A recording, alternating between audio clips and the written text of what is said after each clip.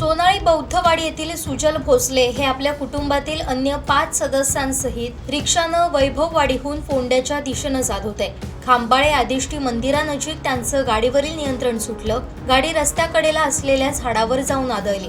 यात रिक्षाच्या समोरील बाजूचा चक्काचूर झाला. रिक्षातील सुशांत सिद्धार्थ भोसले वय 26, स्नेहांश सुशांत भोसले वय 5, स्वप्नील योगेश भोसले वय 30, सुजल भोसले वय 32, योगेश पांडुरंग भोसले वय 17, सोजवी सिद्धार्थ भोसले वय 29 ही जखमी झाली आहे. यातील दोघांची प्रकृती गंभीर असून त्यांना खासगी रुग्णालयात दाखल करण्यात आलाय.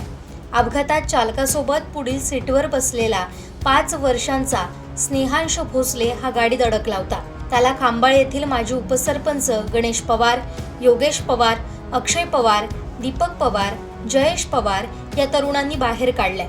अपघातातील जखमींना कणकवली आणि ओरोस इथं दाखल करण्यात आलाय.